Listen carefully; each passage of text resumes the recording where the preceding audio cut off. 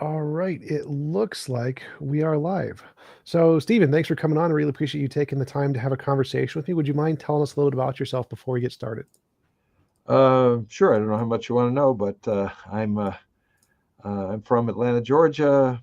Um, Married for over 50 years. I've taught philosophy for over 50 years at a number of schools, including my alma mater, Wheaton College, and St. Olaf College, Calvin University, and the last 20 years at Baylor. Just accepted a part-time position at the University of Notre Dame in Australia. So, what else? Let's see. My PhD is from Yale. I work in ethics, both meta ethics and virtue ethics, philosophy of religion, philosophy of psychology, philosophical theology. Um, what else? Oh, Kierkegaard is a big thing of mine. I do a lot of work on Kierkegaard. I've written quite a few books on him. I'm working right now on the new revised version of the Stanford Encyclopedia of Philosophy article on Kierkegaard. So Awesome. just my next book is going to be a book called Living Accountably, which is about thinking of accountability as a virtue rather than simply thinking of accountability in terms of punishing someone who's done something wrong. Awesome. So, I'm an atheist, by which I mean I believe that there's no evidence for God or that everything is best explained by naturalism. Could you tell me some of the reasons you believe there are for belief in a God? Well, uh, there there's a lot to be said about that.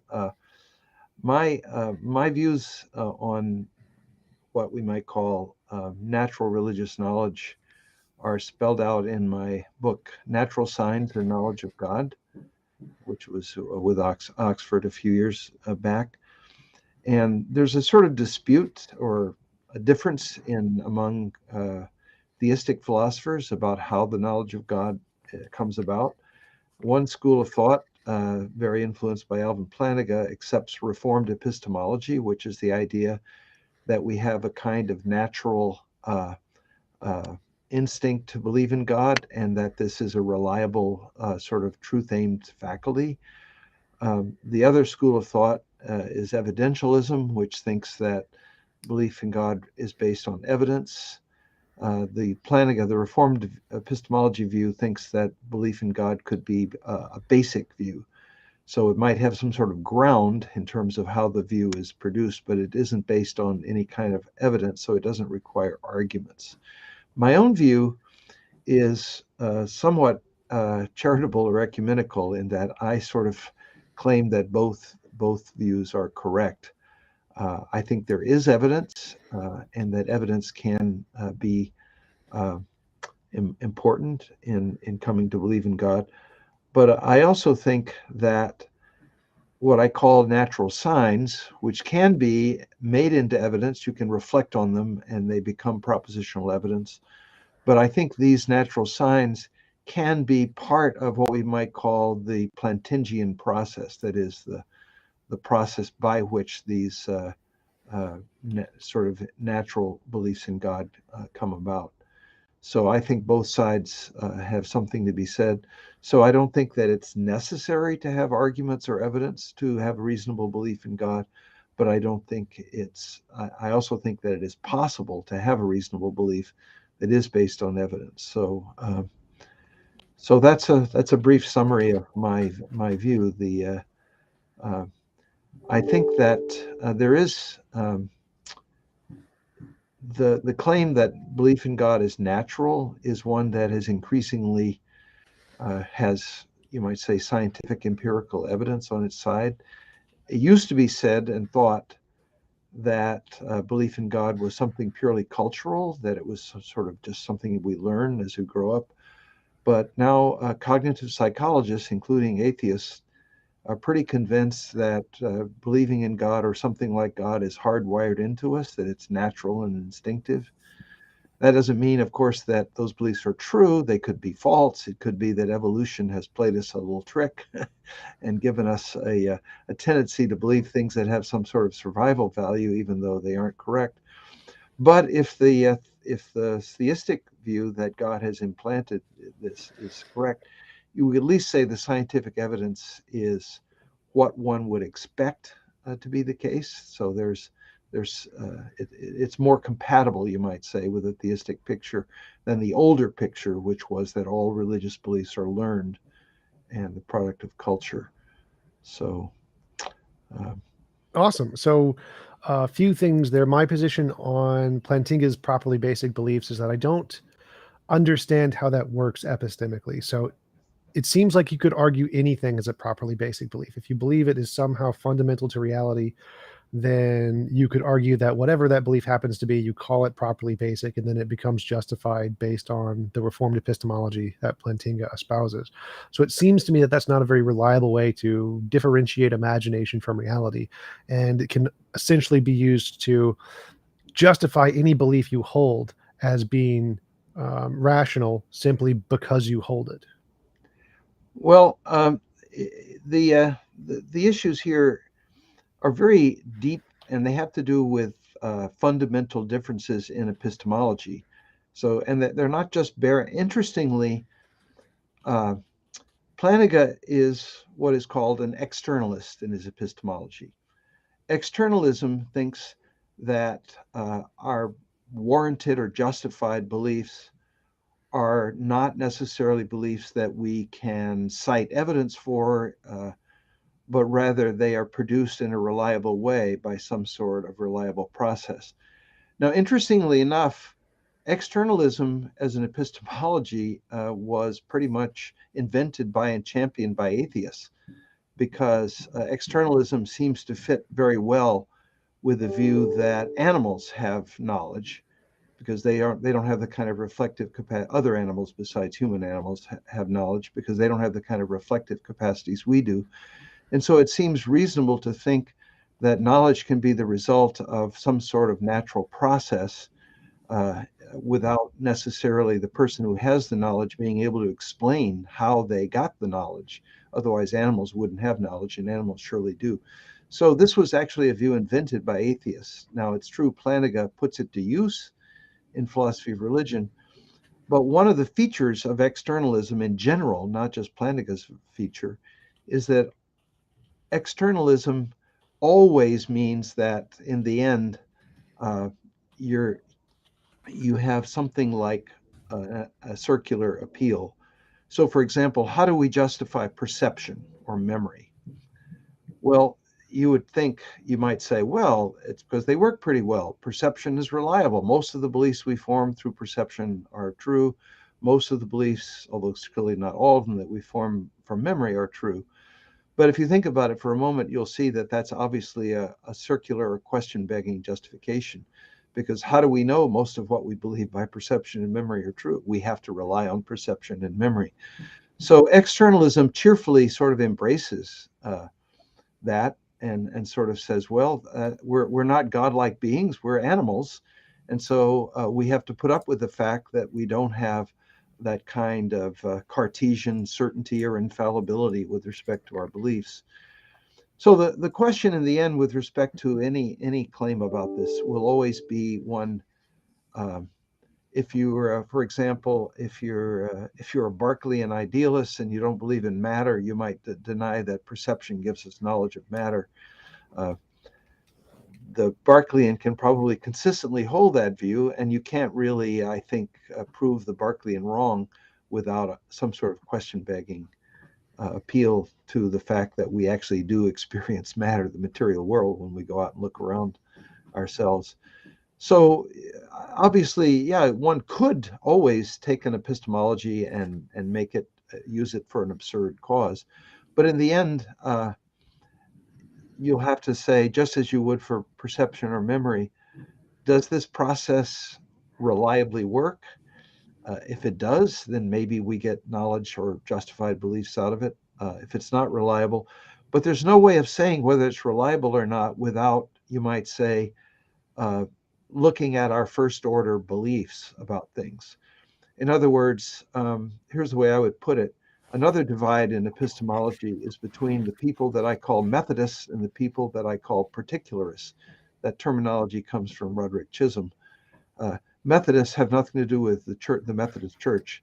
the idea is that a Methodist says if you're going to have any real knowledge of any kind or warranted belief, you must first justify that by showing that it comes about through some sort of reliable method.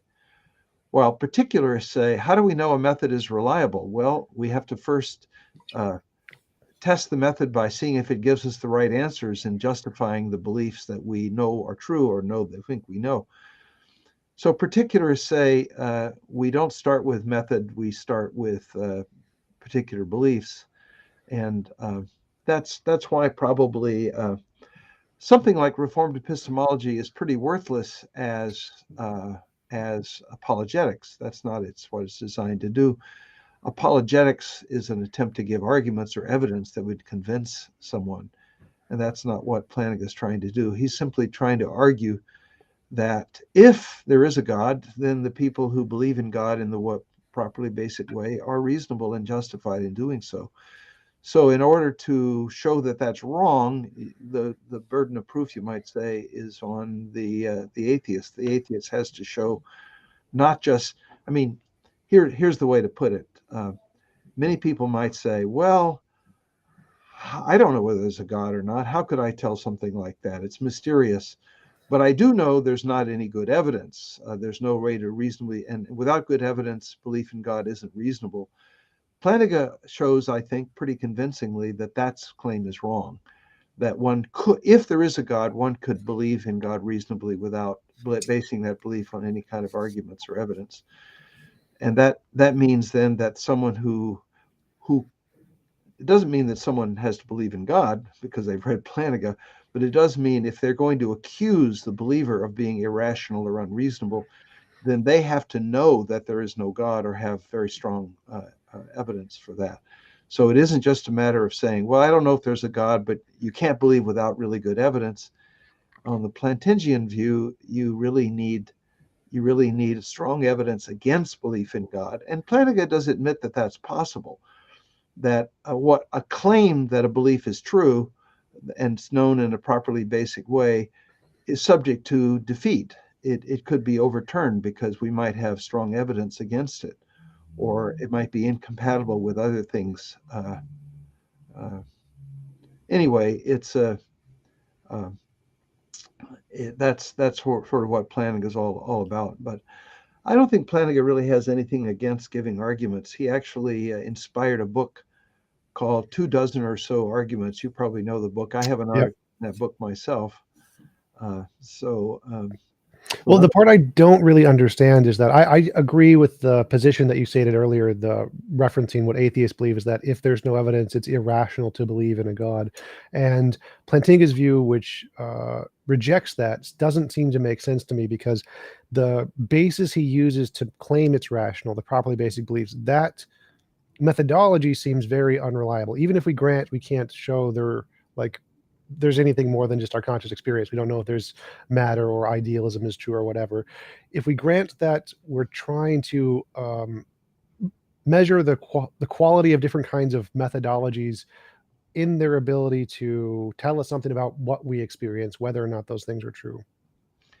The starting with beliefs that you hold does not seem to be very good at telling us anything about the future of what we're going to experience. It doesn't give us any insight into future experiences, whereas something like science or novel predictions is very good at giving us insight into the future experiences we're going to have. And so it seems like that methodology is a far more reasonable methodology to use than one that just says, I'm going to accept my properly basic beliefs, whatever they may be, because that methodology seems to allow in anything you want. It would be like people are rational to believe in leprechauns if there are leprechauns. People are rational to believe in unicorns if there are unicorns. People are rational to believe in round squares if there are round squares.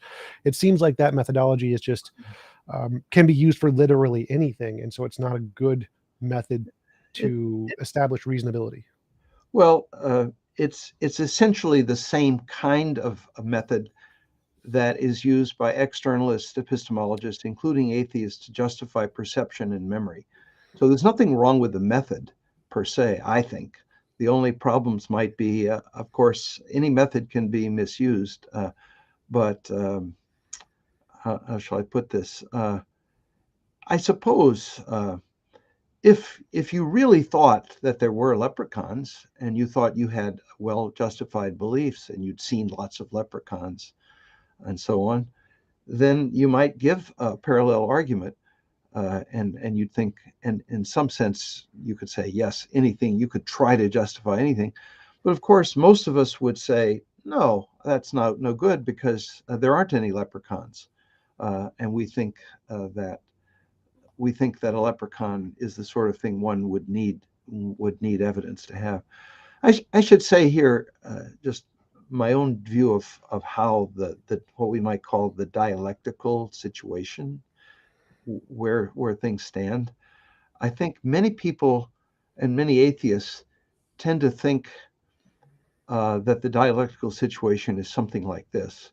They say, look, all of us look around us, we see rocks and trees and grass and people and animals of various kinds and rivers and water, and we all believe in those things. And then the religious believer in God adds to that something new. It's like believing in the Loch Ness Monster or believing in Santa Claus or in Bigfoot or Yeti, or something like that. And you would think if that's the case, if God is sort of one more thing you're adding to your ontology, then the burden of proof is on the theist. Why?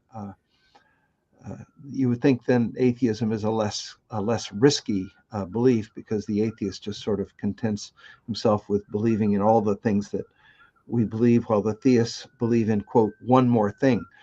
But I think that description of the dialectical situation is wrong because God is not one more thing. Believing in God or not believing in God is not at all like believing in the Loch Ness Monster or not believing in the Loch Ness Monster. Because if God exists at all, God is not one more thing in the universe. He is the foundation of everything else that exists in the universe. So it seems to me that there are two sort of equally risky beliefs here. The theist and the atheist don't just disagree about God, they disagree about everything. They disagree about, because the theist believes that everything that exists in this world has the property of existing because of God and only because of God, such that if God withdrew his sustaining presence for a second, everything would collapse into the nothingness it would be otherwise. While the atheist says, no, everything that exists just has this property of existing on its own, so to speak. It doesn't need any support or so. They're metaphysically, they both have a disagreement about every entity, not just about one entity. And then the question will be, which of those two metaphysical views seems most reasonable? And there's a lot of ways of trying to dice that up and slice it. But I think there is evidence. Uh, I think, for example, moral arguments for theism are quite powerful. I'm the author myself of the Stanford Encyclopedia article on moral arguments. I think there's a variety of moral arguments that they have a lot of force. For the 24 or so arguments book, I wrote an argument. I wrote an article on what I call the argument from design for ordinary people. That doesn't. It's not an argument that depends on fine tuning or any particular scientific theory, but it rather relies on what I would call our natural instinctive tendency to see the world as purposive, which is something that's pretty hard to stamp out. Uh, Notice that when the somebody's trying to sell you something, say some cosmetics or hairspray or something, they always say it's natural. It's natural ingredients. We tend to think that things are natural are better because they are somehow suited or fitting, or they have some sort of teleology. So that's obviously not an infallible claim. I could be wrong about that. But on my view, the evidence for God really should be like that. It should consist of signs which have the following two characteristics. I call these the Pascalian constraints on religious knowledge. The first constraint is that the evidence for God, if it is based on evidence, should be widely accessible. You shouldn't have to have a PhD in philosophy or an understanding of, say, relativity physics to grasp the evidence. But the second constraint, which I think is equally important, is that the evidence ought to be resistible. That is, that it's not, God, I think, is not interested in compelling or forcing people by giving them overwhelming evidence, but rather he leaves us in a sort of epistemically ambiguous situation, such that there are pointers, there are clues, so that those who want to believe in God, who think that the world, the universe would be a better place if there were a God, can do that. But those who don't feel that way can also do that. And I think that's because God is not interested in, so to speak, he wants friends who want to be his friends voluntarily, and so if they don't value God or value the idea that God would make the world a better place, God doesn't really want them to believe in him. So my initial thoughts are like, um, it's possible for people to rationalize belief in the flat earth. Like maybe all of their science is in the matrix, and so science doesn't have the correct way to assess that actually the world is flat and we're in a computer program. That's why it looks round. But the more rational belief seems to be like, yeah, the world's round. And I think the same thing applies to properly basic beliefs and to design inferences, or our feeling that things have purpose, our feeling that things have design. It seems like the better explanation there is that those are evolutionary tendencies that lead to fallacious reasoning in lots of different contexts of life. Like we know of the type 1 and type 2 errors, the fact that when we see a rustle in the bushes, we think it's a lion, and that group of people who thought it was a lion ran away and survived, and so they were more likely to reproduce. And so that hyperactive agency detection system was more prevalent in different surviving species than the lack of that thing. And so that belief seems to be analogous to the evidence the world is round. It's a very rational conclusion to make. You could, however, say that, well, actually, no, there are really things there, spirits, gods, whatever, and that this belief isn't just a product of evolution, but it does actually tie into something more fundamental in reality. But you could say the same thing about flat Earth. You could say maybe their intuition that the world is really flat does tie into something like we're in the matrix, and outside of the matrix the world is really flat, but that doesn't seem to be like a rational conclusion. And the same with properly basic beliefs. It seems like the properly basic beliefs are better explained by the evolutionary hypothesis. And so the fact that you could explain these in a different way doesn't seem to add to them being rational in any way. And you mentioned that God isn't adding another thing because he's the fundamental nature of reality. To me, that seems worse than adding another thing. It's like adding an infinite number of things, which makes your hypothesis even less reasonable, not more reasonable. So to me, my question is why would we accept these as being more rational when they are added in such a huge claim, when it seems like the better hypothesis is the evolutionary one to explain the data? Well, I just don't see the evolutionary hypothesis as in any way in competition. I mean, I'm fully on board with evolutionary theory. I don't see any problem with believing that God has chosen to make the world through an evolutionary process. So the fact that an evolutionary explanation can be given of some mental process doesn't really say anything or imply anything about whether that process is truth oriented. Presumably, one could, for example, give an evolutionary explanation of our capacities to do mathematics. But I wouldn't want to say, well, you can't accept mathematics because we only have these capacities because they came about through evolution. You wouldn't want to dismiss or reject that human faculty. So I think you need more than just the fact that one can give an evolutionary explanation. One needs to show that the evolutionary explanation is incompatible with a theistic. In general, see, I think one of the strengths of a theistic view is that, and I frankly, I'll just say, I have a hard time understanding atheists on this point, because it seems to me that in principle, a natural explanation of anything could never compete with or lessen the value of a theistic metaphysical account. So if you're comparing theism and atheism, you have to look at both of them on the metaphysical level. You can't wrap yourself in the flag of science and say, well, I'm just going with science, because the disagreement here is not whether science is reliable. It's how do we interpret science and how do we understand the natural world? And science itself doesn't tell us that. That's philosophy, that's metaphysics. So the arguments have to be put at that level. And that's why I say that the atheist view is equally risky. I don't say that it's more risky. I say they're equally risky, that there's no special burden of proof on either the theist or the atheist on my account.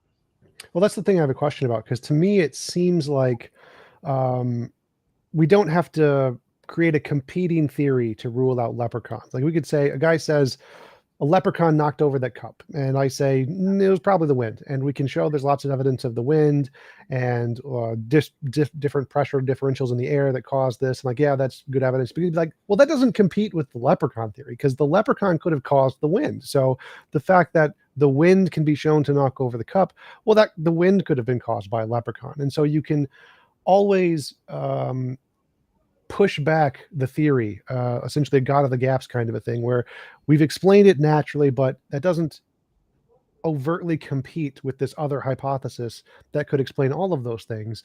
And so it just keeps being pushed back and back and back.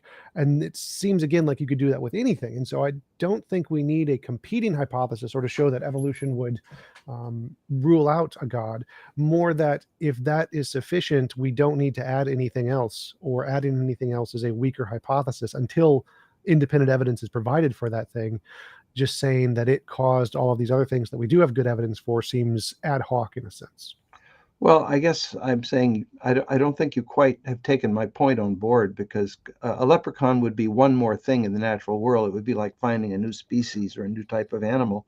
But that's not the case when we're talking about God. So the view or the claim that there's a God would be something like, let's say, there are rival metaphysical views. There's naturalistic atheism, there's pantheism, there's panpsychism, there's axiarchism, which is a kind of non-theistic Platonism. Those are all rival metaphysical accounts. It seems to me that they all have to be argued. Now, if it could be shown that one of those views was incompatible with science, or that something in science made that view less probable or less likely, then that would be a heavy criticism of that view. But I see nothing in science. And as you, I'm sure, must know, many of the greatest scientists, both historically and today, are religious believers. Sure, but my question is more like the Matrix. Like we can say that all of the things we see is explained by the fact we're in the Matrix and it's all programmed to look this way. But that doesn't seem to be a plausible reason to believe in the Matrix. The fact that you can explain all of the data with the Matrix doesn't give us a reason to believe we're in the Matrix, because infinitely many hypotheses can explain all of the data. So the best metaphysical hypothesis that I think would be to take, or the most rational one to take, would be the one that essentially only uses combinations of things that we have reason to believe are in our scientific data, are in the world we experience around us. And if you add anything else, any properties that haven't been demonstrated within this natural world that we have access to, then that's a worse hypothesis than one that only uses combinations of things that we've demonstrated in this natural world that we have access to. So like saying the origin of the universe was string theory, or the many world hypothesis, those seem rational to me because they're all of the parts in the theory have been demonstrated in reality. The multiverse hypothesis is a combination of early universe inflation, which was demonstrated in observations in the CMB, and virtual particles demonstrated in the Casimir effect. You combine the math in those two things, poof, you get the multiverse. So all of the parts of the multiverse have a good evidential scientific basis in our reality. But if you add in a different hypothesis, like a God, many of the properties of God, or maybe you don't like properties if you think he's one thing, but the omniscience, omnibenevolence, omnipotence, eternal, outside of space, time, and matter, a mind outside of space, time, and matter, none of those things seem to have any plausible evidential basis in reality, whereas all of the parts of the multiverse do. And so as a metaphysical theory, the multiverse one seems to be a significantly better one than adding in these new properties that we have no evidence for. It seems like that would be like adding in the leprechaun. Well, a multiverse, again, I take it, is a scientific theory, and so it's not the same kind of theory. If you want to compare theism to its rivals, you have to compare it to rivals. Of course, as a scientific theory, I'm actually agnostic on the multiverse. I'm open to it. It would be fine if that's the true view, but I don't know if it is. I haven't made up my mind about that. I think scientifically the jury is still out. There are different ways of interpreting relativity and lots of things. But whatever the case may be about that, it seems to me theism would be unshaken. If there is a multiverse or if there isn't, won't matter at all. Now, what would matter would be if one could show, for example, that anti-realism about value is true, that there are no facts about values, because I think naturalism has great trouble explaining moral realism of any kind. Uh, One might ask whether or not we have good explanations for, say, things like the stability of the natural laws, and something like, why does induction work so well? Why is it that the world continues, that the laws of nature don't change, but they seem stable and fixed? Um, the, there are lots of human capacities. And if you believe, you may not believe this, you might be an anti-realist about ethics, but if you think that, for example, humans have what Kant called dignity, a kind of equal value that all humans possess just because they're humans, how does one explain that? I don't think naturalism could explain that at all. So when I mentioned Plantinga earlier, I didn't mean to suggest in any way that there isn't evidence, but the evidence has to be understood uh, as philosophical evidence. Uh, but both the atheist and the theist here have to argue philosophically. And science itself isn't going to decide the question, because you can't provide scientific evidence that the only things that can be known are the things that science knows. That's not a claim that could be tested scientifically, and so it can't be defended scientifically. Oh, sure. I would agree. I would just think that whatever metaphysical view you want to take, the best metaphysical view is going to be the one that adds the least difference to science, because I think science is the most reliable source of knowledge we have. And because of that, the more you diverge away from that, the less rational a theory is. And I think that the multiverse is, you can take the multiverse to be a metaphysical position. Naturalism, as in material naturalism, that's just a version of that. So it can be a version of a metaphysical theory, and say that, so I'm going to take the metaphysical theory of naturalism being the multiverse version, and that to me seems significantly more rational than adding in other things like non-physical minds or different kinds of personalities. But I am a moral realist, so I do agree there, and I think I'm a moral naturalist. It also has a nice page on the Stanford Encyclopedia of Philosophy. So I think that the things you mentioned, the patterns in human nature, the morality, the consistency of the laws of nature, I think all of those can be explained equally as well on naturalism as they can under a god. Why do you think the god would do better on any of those? Well, I think, I mean, I'd be interested to see what your accounts would be, but it seems to me that for the most part, naturalism has to view these things as brute, not to be explained. Just they're just facts. And most atheists I know who are moral realists tend to be moral non-naturalist. And non-naturalism. Let's face it. If you're going to go if you're going to be a non-naturalist, now you say you're a naturalist, that's a different story.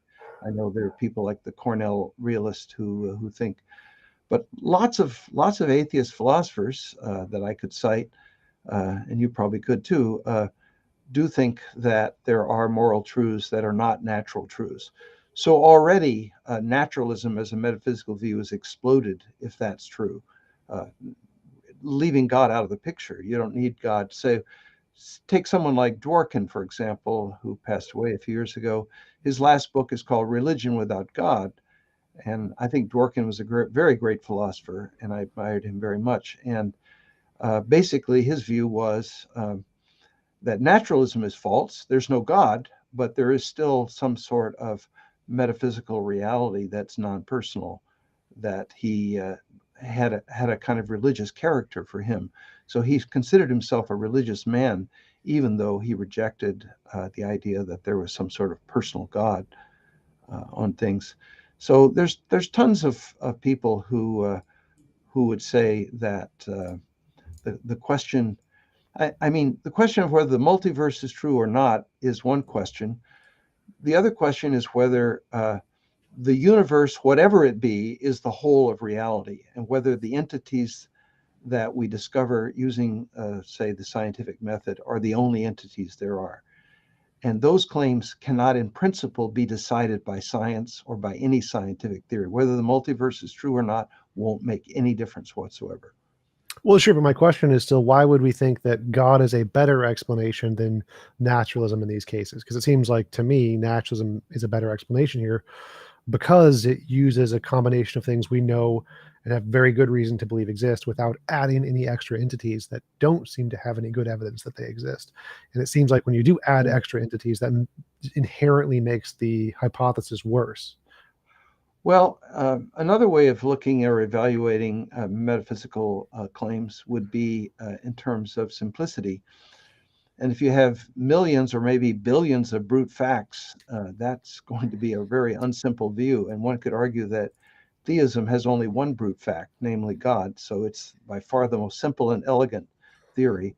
So on that criterion, theism easily would win, I think. But there, basically, I'm just repeating myself now, so we're kind of going back and forth, not I do really. have a question about the brute facts thing. So to me, it seems like if you take God and say he's one brute fact, and I take all of the brute facts in the universe, it seems like I could compress those all into one essence of the universe and say it's just one brute fact also. Because each of the different ways the universe could be, there could potentially be a God who wanted the universe to be that way. So for each of the different variations of the possible combination of brute facts that could encapsulate the universe, there is a God who could want that combination of facts of the universe. And so it seems like I could essentially say that there is one intertwining law of physics that is the one brute fact of every universe, and it determines all the other things. And that would essentially get us to an equal playing field of having one brute fact that determines all the different laws of physics, and those would be a result of this brute fact. And so I don't see a fundamental difference between the God hypothesis here and the naturalist hypothesis here. But again, because I'm positing an extra law of physics, which has some basis in reality, that still seems better than a non-physical mind of some kind. Well, there are all kinds of issues here. One issue is this. Uh, I don't know what your metaphysical view of laws of nature is, but I think the majority view among Western philosophers historically has been that laws of nature are contingent and not necessary. That's why we need evidence for scientific laws. If they were necessary truths, or then we perhaps could know them by reason or a priori, but we don't know them that way. So if they are contingent, then it doesn't seem like there is some necessary law that. Now, maybe I'm wrong about that. Maybe most philosophers are wrong. Maybe the laws of nature are all necessary.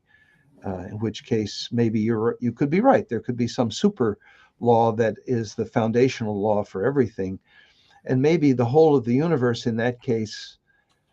I mean, we could really think. I suppose we could go back to Spinoza and say that we have one absolute brute being, and it has a kind of divine character because it's necessary and self-existent, and those are the characteristics of God. So that doesn't sound like naturalism to me. It sounds more like Spinozist pantheism. Well, I'd be happy with that. I'd just get rid of the consciousness. So as long as you got rid of the consciousness aspect of God and just had the other parts, the omnipotence, eternality, or outside of time, or whatever, that would still seem like a better, simpler theory than the God hypothesis. And it seems like it can explain all of the data equally or better than the God hypothesis. So Yeah. why posit consciousness has anything to do with this? Because it doesn't seem to do any epistemic work here. It doesn't. We don't need it. Well, consciousness, in my view, is one of the huge problems with naturalism. That and moral value and morality, because it seems to me that most. I actually taught a course once in philosophy of mind which I argued against materialist views of the mind. And I only had the students read materialist because there are all these rival materialist theories and they're completely incompatible and they all have devastating objections that they make against each other. So one doesn't even have to argue for the view for dualism or anything like that. One can just let the materialists make the case. So central state materialist and functionalist and all these other kinds of views. So I think consciousness is a real problem, and any view that denies the existence of consciousness seems to me to be almost a philosophical absurdity. Oh, So I would agree, but I don't think we need consciousness to be in the necessary thing. I don't think the necessary thing needs to be conscious. So I agree that we haven't solved consciousness yet, and it exists. I think I'm conscious. I'm not like an eliminativist or anything like that. But I think that that unknown, the fact that it's an unknown, doesn't lend weight to either hypothesis here. It's just something we haven't solved yet. And I don't think it adds anything to say the necessary thing must have consciousness in it anywhere. well, it certainly I don't claim that this is any sort of deductive argument or proof, but one could say that the existence of conscious beings in a world that was created by a conscious being is certainly not surprising, especially if part of the purposes of God's creating the world was to make possible some sort of creatures with whom he could have a relationship of friendship. So that again, you might say theism would be a view that would be more likely to predict conscious beings, would be a part of the scene. Uh, there are other explanations. We can go the panpsychist route, and that view seems to be gaining a lot of traction these days. More, but panpsychism also shares the intuition with the theists that somehow consciousness must be part of the ground floor, so to speak. If we're going to explain consciousness, it must be part of the basic character of reality. So I think theism is more plausible than panpsychism myself, but I can see the argument for panpsychism. Well, I don't understand the argument of how simply we don't understand something, therefore let's put that thing in the fundamental nature of reality is a good argument. To me, it seems It's like not an if we, argument from mystery or anything like that. Uh, it's uh, it's simply an argument that consciousness has a particular character, and it does seem surprising. I mean, even lots of atheists find consciousness surprising. Well, it's sort of there, and if we think that it is some sort of clue to the character of the universe, to the basic character, then it might support panpsychism or God. We're not talking about an explanation of how consciousness works scientifically. Presumably, someday we'll come up with that, but we don't have it now.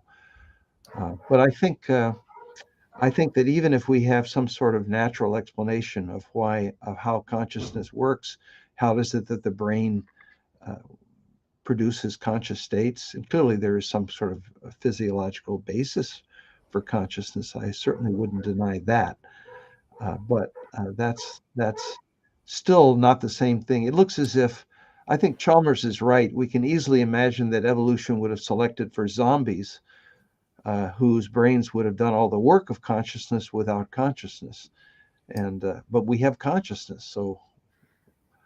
Uh, well, I still don't understand why we would think this tells us about the fundamental nature of reality. It seems like the reason people say that the particular nature of consciousness is indicative of the fundamental nature of reality is simply because we haven't come up with a way to explain it with the combinations of other things that we know about. So it seems to me like an argument for mystery in that they're saying we can't imagine any way for this to be emergent. Therefore, we're going to say it's fundamental. well, we of course, all claims. I'm a fallibilist, and so I'd say every claim one makes is one could be wrong about. And uh, I, uh, I, although I'm inclined to think that there's some sort of neurophysical mechanism that's involved in the production of consciousness, it doesn't seem to me likely or plausible that any physical account will be the final complete story there. And if that's so, that might say something important about reality itself. Why So, would it be more rational to conclude that that's something about reality rather than something that we just don't know about the physical processes? Like, wouldn't it be more reasonable to say that we're missing something about some descriptions of the physical world and then that's going to give us the solution to consciousness rather than to say it's a fundamental part of reality itself? Well, I mean, one can say, I mean, there's actually a school. I'm sure you're aware, in philosophy of mind. There's a sort of group of people that are called somewhat humorously the New Mysterians, who say it's just a mystery, and we'll never understand it. Uh, but that's because somehow our brains are just not good enough to understand how brains work, and that it's possible that maybe that's true, but I would say why it just doesn't seem very plausible to me. And so one can always write blank checks and say, oh, yes, the science of the future will give us a complete explanation of consciousness. But I don't see any reason to think that's true unless one already knows that naturalism is true. And then probably, but then that's a question begging sort of argument. The way I see it is more that I know that physics can't describe like what matter is made of. It describes how it interacts. So we know there's something about physics we're missing, which is the essence of stuff. We can't just describe the essence of stuff yet. And I think that once we bridge that gap and we can in some way solve that problem, then that will also give us an insight into consciousness. So to me, there is this clear thing we're missing in physics, which I think we will be able to get to. And that new tool will probably be able to solve consciousness as well. Well, you might be right, but I wouldn't bet on it. I'm All not a right. betting man, but if I were, I wouldn't bet on it. Are there any other arguments or evidence you think are better explained by God than naturalism? Well, uh, there are things like I mentioned, the fact that the world is an orderly world. It's a cosmos and not a chaos. That we have laws of nature. That induction works. That nature is uniform. We don't live on what you might call Bertrand Russell's cosmic chicken farm. Russell once compared, I think he says, imagine that uh, here we are in the world and we think that induction is always going to work and that the nature is going to be uniform. And so our past experience will be a reliable guide to the future. But imagine a chicken on a chicken farm and relying on induction that the chicken sees the chicken farmer come out uh, as the chicken farmers come out every night in the chicken's life to feed the chicken, and the chicken concludes, I'm going to get fed. But in fact, that night, the farmer comes out, cuts off the chicken's head, and the chicken gets fed to the people. Uh, so, how do we know we aren't living in the cosmic chicken farm and that someday induction is just going to quit working? Well, we don't really know that, I suppose. We have no real evidence against it. But if there's a God, I think we have an explanation of why the world is, you might say, stable, and we don't have to just take that as a brute fact. But we can say something about the nature of the world in relationship to God's purposes in creation. So To me, that would be that's the sort of thing I would say. I would just say, I'm sure many of your listeners are going to be very unhappy with almost everything I'm saying, but if they want to see the arguments in more detail, in my book, Natural Science and Knowledge of God, I try to look at the classical theistic arguments, seeing them as embodying natural signs, but I give them what I take to be the strongest forms that one give. I think there are many other signs that point to God. For example, one interesting one is this: many people, including many atheists, have a sense that they are accountable for how they live their lives as a whole. I call that global accountability. Uh, if theism is true, then that sense is literally pointing to a truth. Uh, I was just part of a team that did a survey, and it's surprising how many people who don't believe in God still would say yes if you ask them, are you accountable for how you live your life as a whole? Uh, Someone like Dworkin, again, would be a good example. Oh, sure. So the first thing was the laws of nature. To me, it seems like, again, we could just go back to the one brute fact of the essence that ties in all the other laws, one field that connects all the other fields. And that would explain the uniformity of nature. It's just a part of the way nature Yeah. is.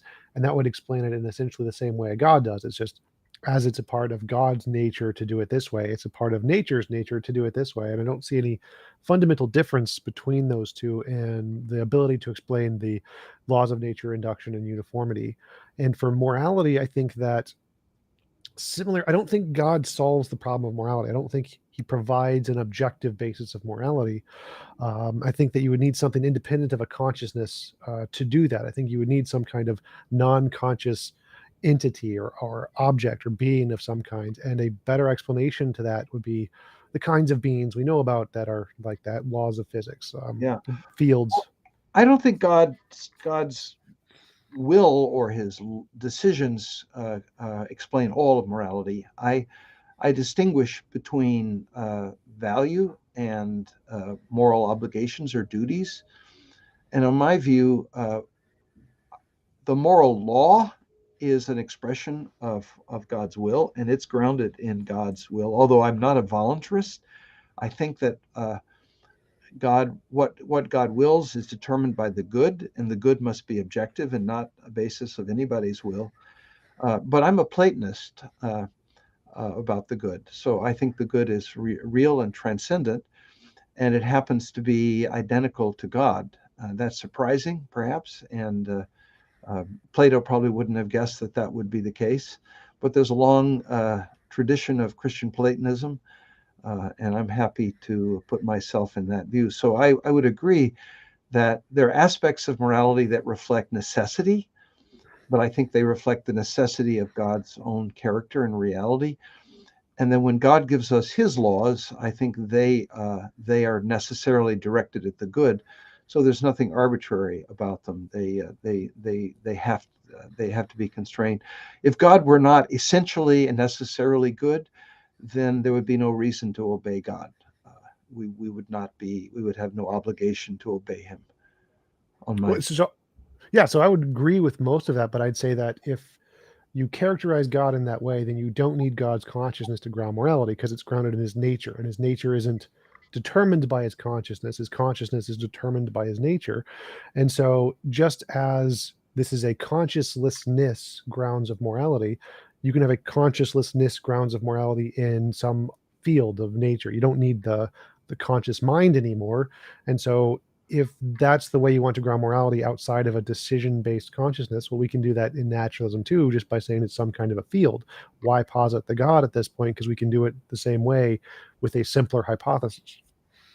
Well, I would say that that's partially my view. I do think that obligations and the moral law, which is something distinct from the good, is grounded because I think it just makes sense. Uh, all I think obligations are grounded in some sort of social relationship. So if I join the Kiwanis Club, I have to pay dues. If I get married, I take on certain obligations. If I'm a citizen of a state, I have certain obligations. So I think obligations are always a matter of somebody somewhere has some sort of standing such that that person can rightfully expect and require something of you and blame you if you don't do that. So I think in order to have a moral law, we need to have someone who can play that role. Now, you might think, well, we can do it ourselves. That's Kant's view. Or we could go with a social contract view. Darwell has this idea that the moral community is what holds us accountable. But I think all those views are subject to rather severe criticisms, and I think God works better as the explanation of moral obligation.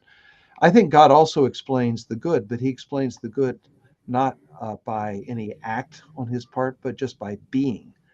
Because I said I'm a kind of Platonist. So I think, for example, we have value by virtue of the fact that we are made in God's image. We resemble God. He's supremely good. So we have a kind of deep qualitative value because of that. I think it's very difficult for naturalists to explain something like the Kantian claim that humans have this quality of dignity, which is some sort of egalitarian property. It's not based on intelligence or, uh, you know, any other property that we have that can be differential. It's got to be something that is common to all humans. So, anyway, those are just some of the way I think about this. But I'm under no illusions that what I say is going to sway your audience very much. But if they really want to know more about my thinking, I recommend my book, Natural Science and Knowledge of God. And if they want to see what I have to say about morality, I have a book called God and Moral Obligation, both with Oxford University Press, in paperback. Awesome. So my question, I when I think about obligation, I'm not sure how that fits into morality. Because when I think about morality, I ask, is something moral because I ought to do it, or I do it because it's moral? And I usually land on the second half, the second horn of the dilemma there. And I think that I ought to do it because it's moral, and something isn't moral because I ought to do it. Therefore, the oughts really don't seem to be intrinsic into morality at all. It just seems to be something that's added on. Once you have morality, then you can say you ought to do the thing that's moral, but it doesn't seem like oughts are in any way required for morality. Well, goodness and badness are on my view. So an act is going to be good or bad, and it'll have those qualities regardless of how I think about it, or even, I mean, God will think about it rightly, of course, because He's omniscient, but it's not His thinking about it that makes it good or bad. He thinks about it the right way because He perceives its actual quality. But so, on my view, even without any divine laws, even if God had never given us any commands or laws, there would be goodness and badness in the universe. And but something new comes about when we have a lawgiver. So take the analogy of human laws. Uh, in Germany, on most of the autobahns, there's no speed limit. The legislatures have not given a law. That doesn't mean it wouldn't be good or bad to drive in certain ways and not in other ways. It still wouldn't be good to say drive 180 miles an hour on a freeway where most people are going much slower than that. So it would be bad to drive that way, but it's not against the law. And there's no one who could, let's say, hold you accountable uh, for violating the law because there's no law to violate.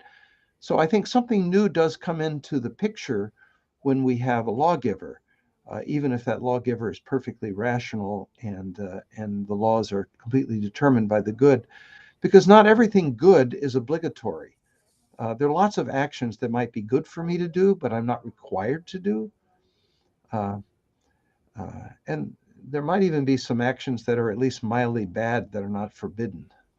Maybe it would be bad for me to not to brush my teeth for a day, but I wouldn't say that I've done anything immoral if I went a day without brushing my teeth. Uh, so anyway, but that's all discussed in my book, God and Moral Obligation. So I don't understand what the obligations do exactly. Like, what is this adding in to the theory? Like, if I have a theory that there is a moral realist, so I believe morality is real, do I need oughts for anything? Like, what do these obligations accomplish in Well, the you theory? you need them if you think. I think that there are certain acts that decent people not only think are bad, but think are forbidden. So I'll put it this way: uh, uh,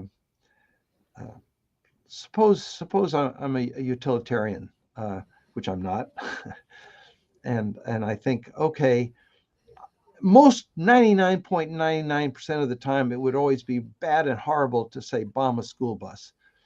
But let's imagine a scenario in which there's some terrible government and they're doing all these terrible things, and the only way to get rid of them is to engage in some sort of terrorist bombing campaign. So maybe we can make a utilitarian argument for, in some weird scenario, one should ought to bomb a school bus and kill innocent children. My view is no, that's just a good person would not even consider doing that. It's forbidden. It's absolutely off the table, and one shouldn't even consider the possibility, and one doesn't have to. So part of the purpose of obligations is that certain actions, so to speak, are taken off the table. We don't have to even think about them because we know we're required either to do them or not to do them. And so it does add something new. Now, you may think that that's just not a part of your moral realism, but if one is a realist about moral obligations, then I think God provides a satisfying explanation. Now, suppose there were no God, what would I say? I think there are two options here.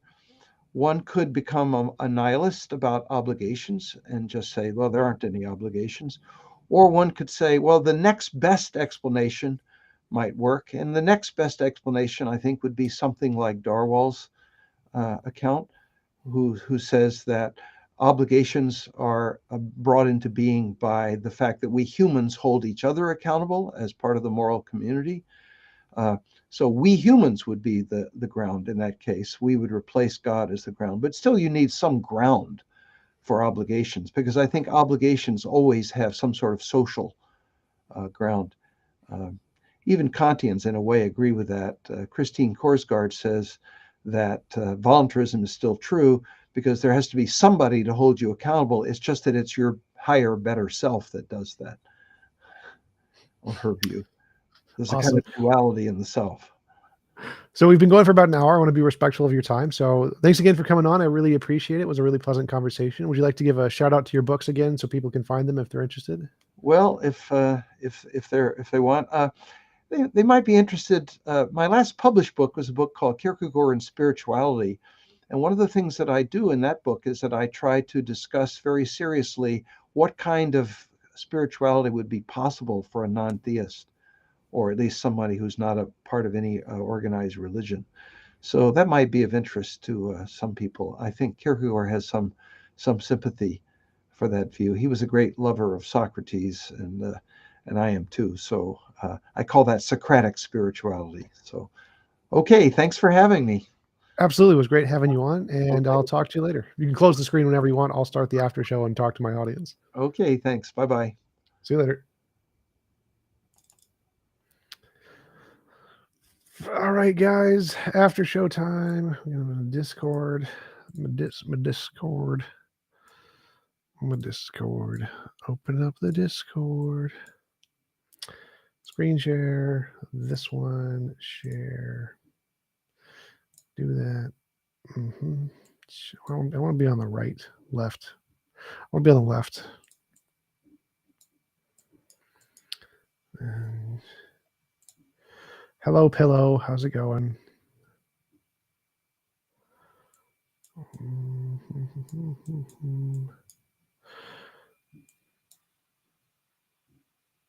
What are you frustrated by?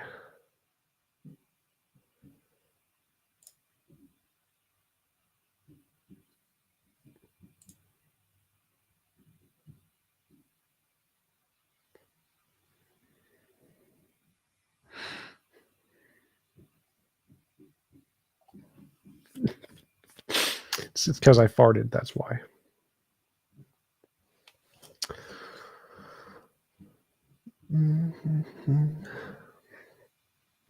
Is there a way to pin, block? Nope. Can't pin messages through Restream.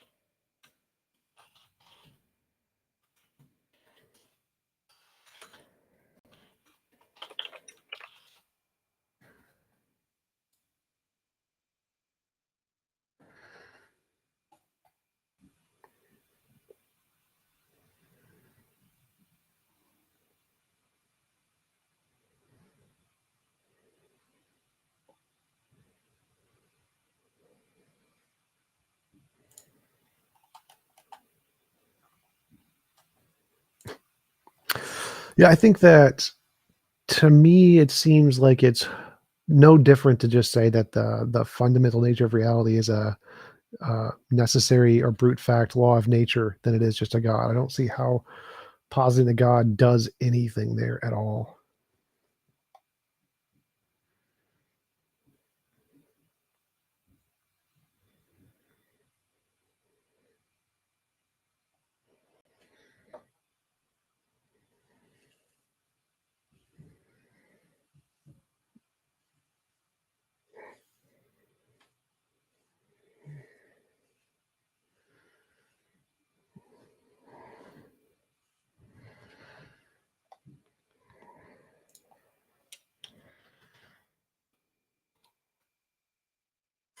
Yeah, that's the part where it's like, see, I don't think we need to have a defeater for a belief like leprechauns or anything beyond science. I think simply the fact that science doesn't have evidence for it is a good reason to reject it.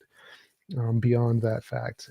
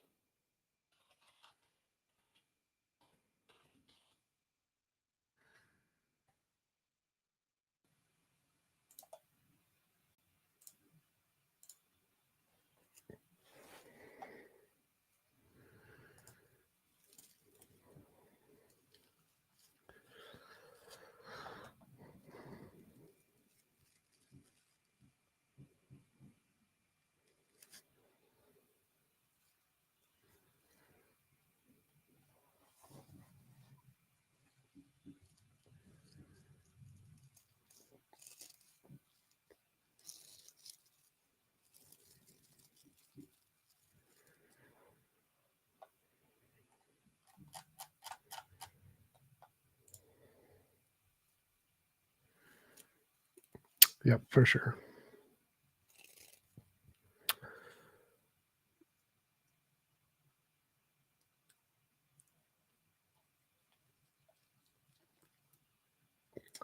Any other thoughts on the conversation or about anything else?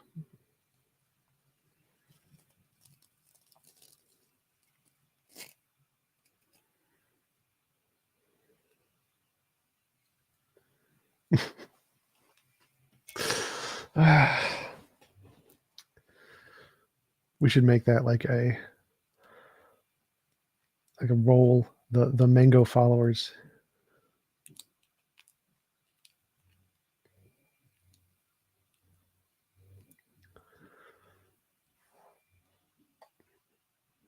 Someone else said they were going to pay for another thing with Mango too. I'm like, wow.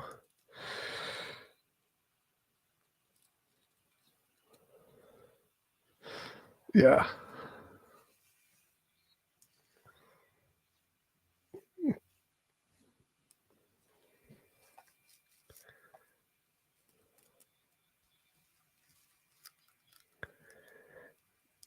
Yes. It's a thing in physics. It's one of the fundamental laws, kind of like the conservation of energy.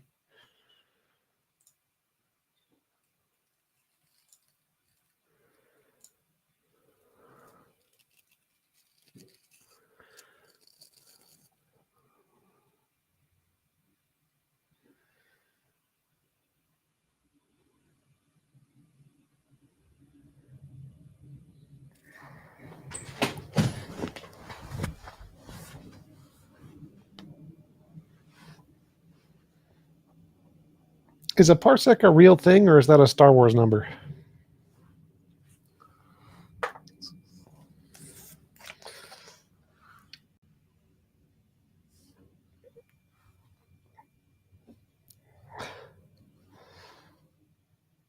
I did the cattle run in 3 parsecs.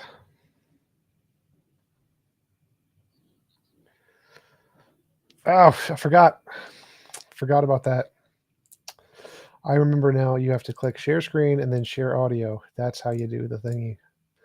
All right, now the stream can hear the words of the people in the Discord. The people have a voice. Yeah, the reason I brought up information theory was I think people get a little too hung up when you call morality a law of physics because they don't understand it could be something as like basic as information theory. You know, it doesn't have to be something like space, time, and gravity, all that. Sure, yeah, those are just analogies. Yeah.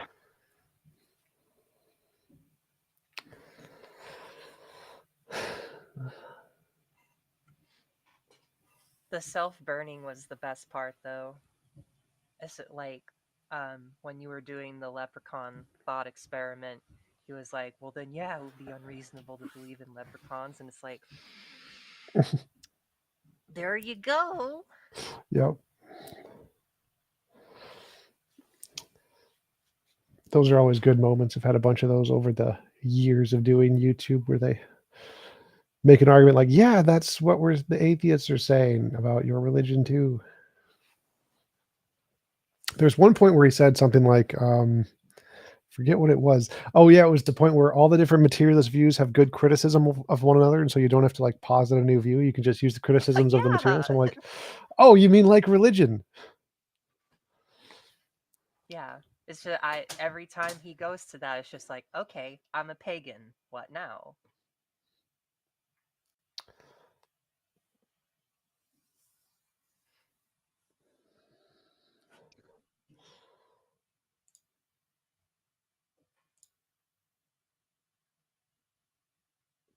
That's a misspelled guest on that one.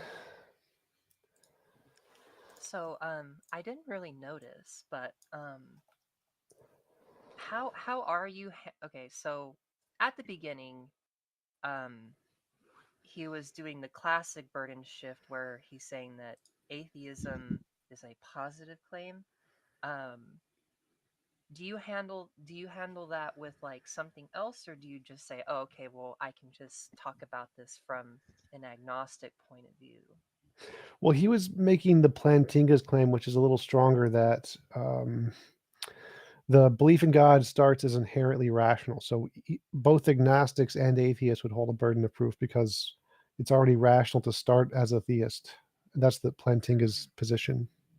How do you even plant that position though? Because Well, to it's kind of like, me, do you believe in the external world, right? Like there's a TV right, or a computer in front of you. And if somebody said, well, I'm agnostic to the TV, or I think that the TV is a figment of your imagination, they would hold the burden of proof because you're pretty justified in believing the TV is there, right? well, yeah, but the TV is actually there to point at. Right. So that's what he's claiming about God, is that those kinds of beliefs, like that there are other minds, that there's people in Australia right now, that there's a TV in front of you, those beliefs are justified, and anybody who denies them is going to hold the burden of proof. You don't, because you've already met it on your side. And he's saying, Plantinga is saying that God belief is like that, like the TV in front of you. Only kangaroos in Australia. Kangaroos are a lie. Yeah, this sounds like kangaroo court. What's the name of the evil koala? It's like Kookaburra something. It's like a myth in Australia of the evil koalas. The chlamydia. Chlamydosaurus. Yeah, when you said that, I thought, well, I don't know should be the most reasonable default position. I just couldn't see how like the God argument is comparable to the TV. Yeah. I don't know. It was wild. Yeah, I would agree. I don't think God belief is comparable to sense experience of the external world or other minds.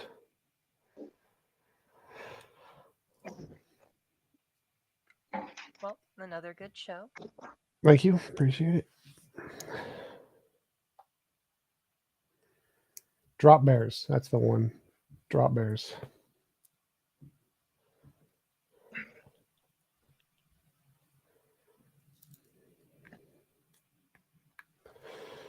Anybody else got any questions, comments, things before I sign off?